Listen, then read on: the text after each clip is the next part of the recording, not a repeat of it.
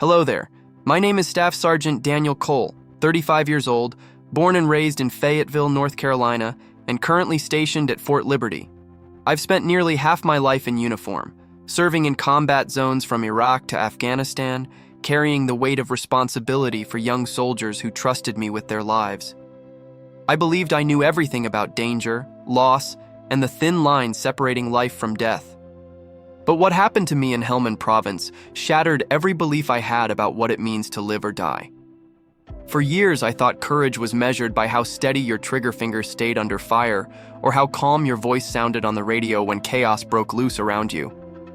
I thought leadership meant never letting your men see fear on your face, even when your stomach twisted and your hands trembled in the dark.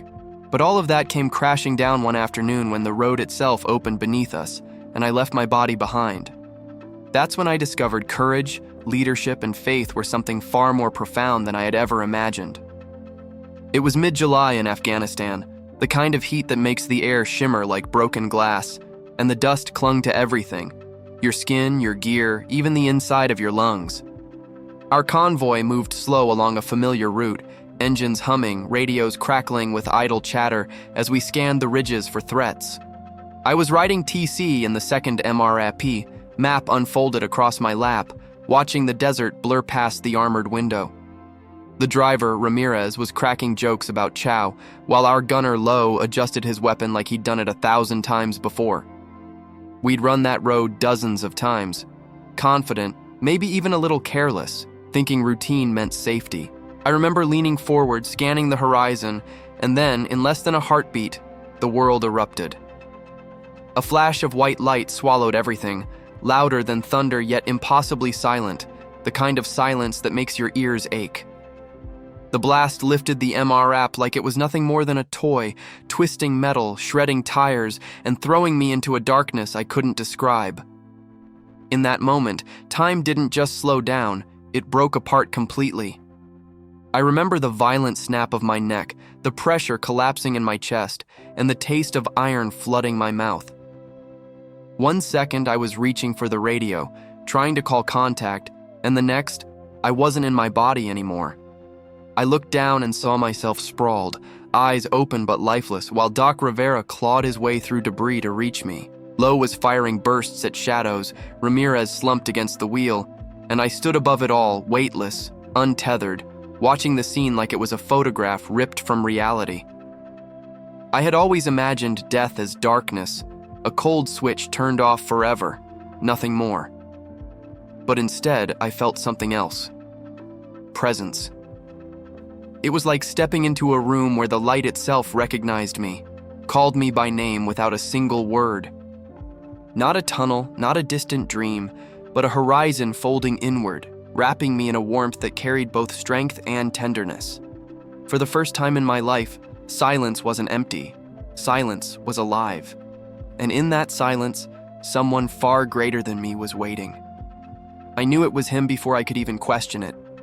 Not the Jesus from stained glass windows or paintings I'd seen in chapels, but a living authority, undeniable and overwhelming, yet impossibly gentle. His presence carried command, but never intimidation, as if every molecule in existence already obeyed him without resistance. Standing there, I felt like a soldier reporting before the highest commander, yet at the same time, like a son finally standing in front of a father who had never stopped watching. Every fear I had ever buried melted like frost under the morning sun. "Staff Sergeant Cole," he said, though no sound crossed the space between us, and I found myself answering present, without lips, without breath, only spirit. It was like standing at attention inside my own soul, stripped of rank, pride, and excuses, standing only as who I truly was. He didn't begin with judgment. He began with recognition, as though he had been following every step of my journey, every firefight, every prayer whispered in the dark, every failure I tried to bury. It was clear he knew me more intimately than I had ever known myself. Images unfolded around us, not like memories replayed on a screen, but like truths revealed beneath the surface of time. I saw the faces of the soldiers I'd led, their laughter, their grief, their hidden battles, their silent prayers. I saw Ramirez masking fear with humor, Lowe carrying grief he never spoke of, Rivera trembling after missions while pretending his hands were steady.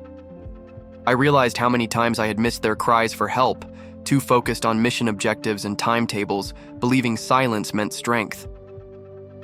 The presence showed me leadership wasn't only about protecting bodies, it was about guarding souls. You trained them well, the presence told me, calm but firm, but you did not always hear them. His words weren't accusation, they were truth, like coordinates plotted on a map I had overlooked. I wanted to defend myself, to argue that the mission always came first, that orders had to be followed, that survival required hardness. But no defense came. Standing there before him, I realized leadership meant something far deeper than I had ever allowed myself to believe. And in that moment, I knew my mission wasn't over. It was only changing. The horizon around me shifted like sand swept by wind, and suddenly images rose, not just memories, but meanings. They were like briefing slides, except living, breathing, undeniable, carrying weight far heavier than any after-action review. Every decision I had made as a leader appeared, not only the moment itself, but the ripple it created in the hearts of my men. It was as if the truth beneath every mission, every silence, every shouted command was finally revealed. I watched Ramirez, brave and loud, but inside wrestling fear that he buried beneath constant jokes and sarcasm. I saw Lowe, who carried loss from home like a second rucksack, hiding it under stubborn defiance and humor. Rivera's hands, steady on the battlefield, trembled uncontrollably once the fight was over, though no one ever noticed.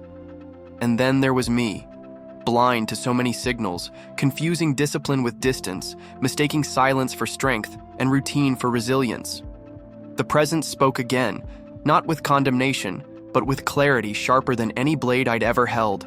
You see their pain now, Staff Sergeant, but understand this: leadership without listening leaves souls unguarded. His words landed like artillery, shaking foundations I didn't even know existed inside me. In that moment, I realized mission success meant nothing if the soldiers entrusted to me carried wounds I never acknowledged. Protecting their bodies was half the battle. Protecting their spirits was the part I had too often neglected. I wanted to defend myself, to argue that orders, schedules, and survival demanded hardness, but the excuse never formed. Standing there, stripped of rank and pride, I realized that all my medals and commendations had weighed less than dust in the eternal scale of compassion. The presence showed me leadership wasn't just about getting men home alive. It was about helping them carry what they brought back with them. That truth pierced deeper than shrapnel ever could. Then the light shifted again, and I saw a road stretching in both directions, one leading back toward noise and familiar chaos, the other into a silence that felt stronger than stone. The presence looked at me with eyes that carried both infinite tenderness and immovable authority. Your time is not finished, but your orders change, he told me. Relief washed over me, quickly followed by fear, because I knew every word from him carried responsibility. Orders? I thought, both desperate and hesitant, like a soldier receiving a mission he wasn't sure he could survive. The presence nodded, though he never moved, and his voice rang clear without sound. Your duty continues, Staff Sergeant. But understand, the battles you fight are not the only battles, and the armor you wear is not the only armor. My heart trembled as those words sank in, reshaping everything I thought I knew about service, war, and survival. He showed me then something unlike anything I'd ever imagined.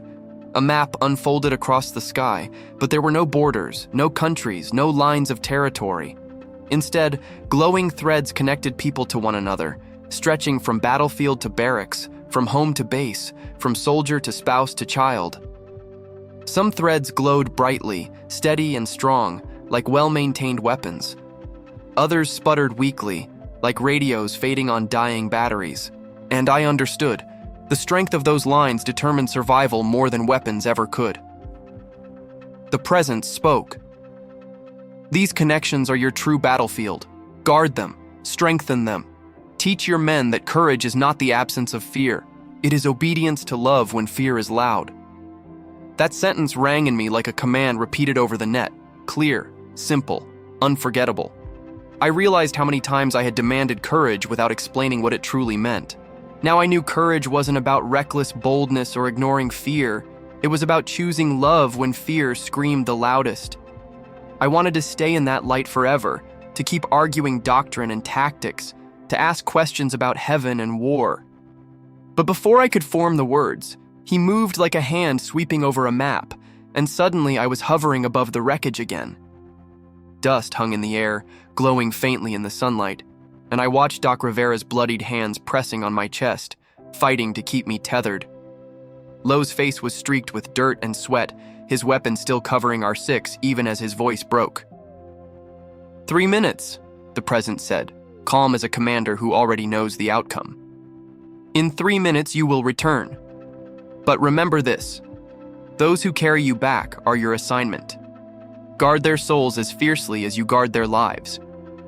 And with that, the light folded inward, sinking into me like a gear issued and fitted perfectly. Pain waited for me like an old duty roster, sharp and immediate. But beneath the pain, a mercy stronger than morphine flowed like clean water through my veins. I woke up coughing the desert out of my lungs, gasping like a drowning man finally breaking the surface. Doc Rivera's face hovered above me, streaked with sweat and dust, his voice cracking between urgency and relief. "Stay with me, Sarnt. Don't you dare check out on me now," he shouted, pressing hard on my chest. I obeyed because obedience suddenly felt holy, like following the one command that truly mattered above all others. Extraction unfolded like a chaotic ballet, every movement urgent, practiced yet desperate, with curses and prayers blending in equal measure. The bird came down, rotor wash scattering dust like a storm, while hands lifted me onto the litter. Tourniquets tightened, morphine stabbed through pain, and straps buckled tight around my broken frame as the medics worked with surgical rhythm. I stared at the torn patch of sky above us and couldn't stop weeping, not from agony, but from awe. At Camp Bastion, the machines argued about whether I was alive, their beeps and spikes contradicting my body's stubborn silence. My chest burned, ribs fractured, ears ringing like artillery, and every swallow carried the taste of rust and smoke. The surgeon leaned over, muttering something about miracles, but all I could think was, "I've been seen." I wanted to explain, but the tube in my throat choked the words, leaving only tears to speak for me. They asked what I remembered, probing with clinical detachment, searching for fragments of trauma to document in tidy reports. "The blast!" I rasped, and they nodded, satisfied, unwilling to hear the deeper truth burning inside my chest. How could I tell them I had met the commander of all creation, who handed me orders in silence? How could I explain that my mission had changed, that the real battle had always been hidden beneath the noise of war? Night brought the real firefight, when shadows circled the edges of my vision like enemy patrols slipping through the wire. Every beep from the monitors sounded like sirens in the distance, and the faces of my men flickered like ghosts. Yet somewhere beneath the chaos, I felt the steady cadence of a heartbeat that didn't belong to me. It was as if the presence himself still stood nearby, holding the perimeter, keeping the darkness from breaking through. The first time Ramirez limped into my hospital room, bandaged but grinning, my body shook with laughter and pain. His voice was loud, clumsy, defiant, the same humor that once masked fear now overflowing with relief and gratitude. Behind him came Lowe, one eye swollen, lips cracked, smile half forced but hiding a storm he wouldn't yet name. And finally, Rivera, standing in the doorway like a man double-checking every sector, unwilling to rest until every angle was covered. I raised a trembling hand and tried to salute, but it collapsed into a fist pounding the mattress instead. "New protocol," I told them, voice rough but steady, every word carried by more than breath alone. "Same drills, same kit checks, same discipline, but from now on we add soul maintenance. 5 minutes before and after every mission. Not optional, not a joke. Because what keeps us alive isn't just armor, it's connection, it's listening, it's guarding each other inside and out." At first they traded looks, waiting for a punchline, sure I was delirious on meds and morphine haze. Lowe smirked, leaning on his crutch, and asked half-mocking, "What's this, Sarnt, some kind of prayer circle?" His sarcasm stung, but I smiled anyway, because I understood. I'd been just as blind before the blast. "Call it that," I said, "or call it silence with intent. Either way, we train the part of us that carries us home."